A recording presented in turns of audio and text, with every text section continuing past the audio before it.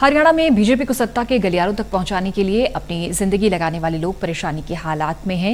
Haryana BJP के पूर्व प्रदेश media प्रभारी और पूर्व में बीजेपी प्रदेश प्रवक्ता रहे डॉक्टर योगेश बिदानी ने अपना दर्द दिल टोटल न्यूज के सामने जाहिर किया।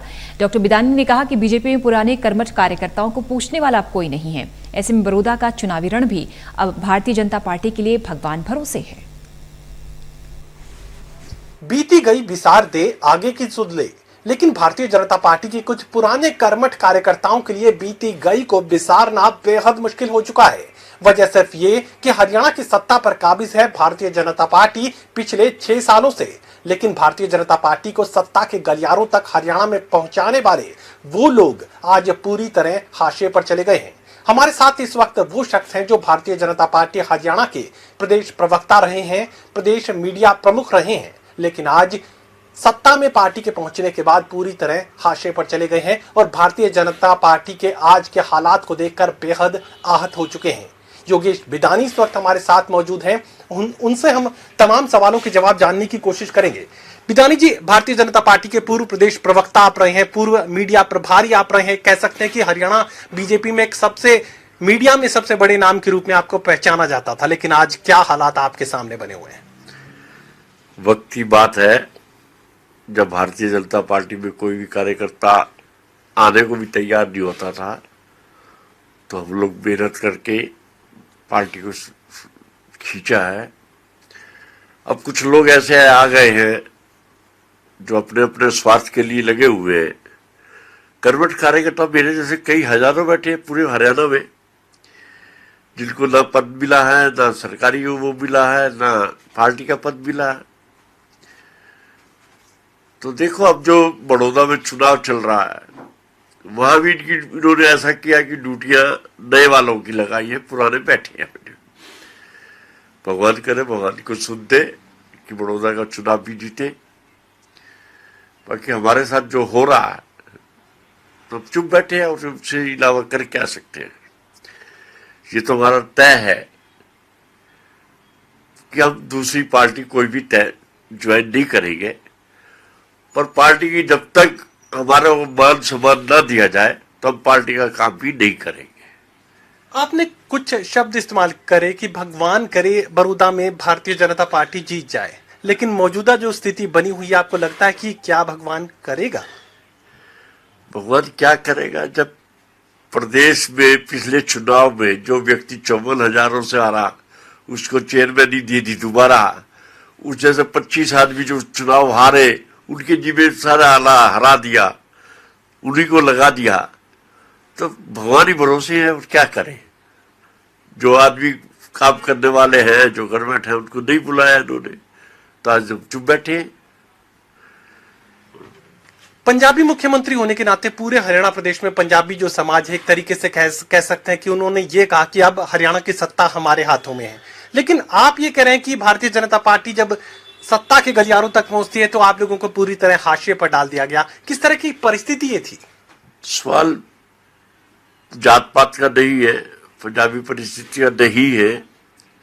माहौल है कि पहले हमेशा जाट बरादरी के लोग आया करते थे, अब केवल पंजाबी बरादरी से आया था, तो उम्मीद थी कि शायद हमें सही रास्ता देगा। अब ठीक है, इन्होंने अपनी मर्जी से करनी थी वो की, तो इसमें अब लोग चुप बैठे हैं, हम लोग कुछ नहीं कहेंगे। तो आप लोगों ने क्या मुख्यमंत्री के सामने अपने दर्द को बयां करने की कोशिश की? मुख्यमंत्री सब कुछ पता है, क्या नहीं पता? जबकि मैं फोन कई दिन से करता हूँ, नहीं, हमें तो मिलने को भी टाइम नहीं देते आजकल। दरअसल जहाँ के जो जिला अध्यक्ष और जिला वो बनाए जाते हैं, वो कुछ अपने चमचे बनाए जाते हैं, तो इसलिए उनकी ज्यादा कदर है, हमारे को पूछा नहीं जाता। तो ये मान लिया जाए कि अब उम्मीद खत्म हो चुकी है आप लोगों को? भाई पिछले 6 साल तो हो गए और कितनी उम्मीद रखे। अब चुप बैठ गए और क्या कर सकते हैं। चुप बैठ गए, लेकिन आपके साथ जो लोग हैं जो जिंदगी भर बीजेपी को मजबूत करने में लगे रहे, उनकी क्या स्थिति इस वक्त बनी हुई है? और वो लोग आपसे भी उम्मीद करते होंगे कि आप उनके लिए किसी तरीके से मददगार साबित हो। बहुत लोग आते हैं मेरे पास, बहुत ऐसा सब है, लेकिन मजबूरी है। हम भी कहते थे भाई कुछ कर नहीं सकते। आजकल ना कोई मंत्री हमारी सुनता है, ना जिला अध्यक्ष सुनते हैं, ना अपने अपने गोटियां फिट कर रहे हैं, लोग कर रहे हैं, हम लोग बैठे।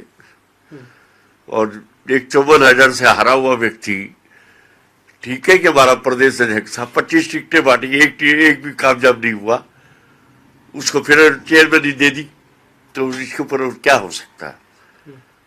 तो हम तो उस पार्टी के खिलाफ तो नहीं कह सकते, बाकी खिलाफ नहीं है लेकिन साथ भी नहीं है।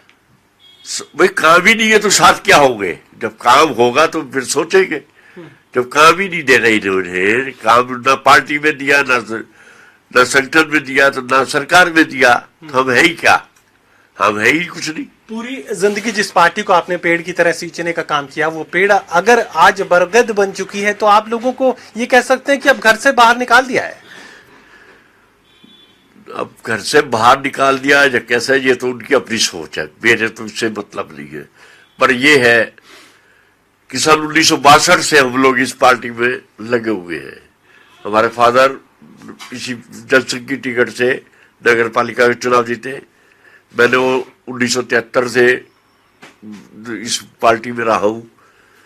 बाकी देखो जो होगा ठीक है, हम तो बैठे हैं। तो बड़ौदा का चुनावी रण कैसे जीतेंगे अगर पार्टी के पुराने कर्मठ कार्यकर्ता अगर इस तरीके से नाउमीद पार्टी से हो चुके हैं, तो बड़ौदा का जंग तो कह सकते हैं कि मुश्किल है पार्टी के लिए।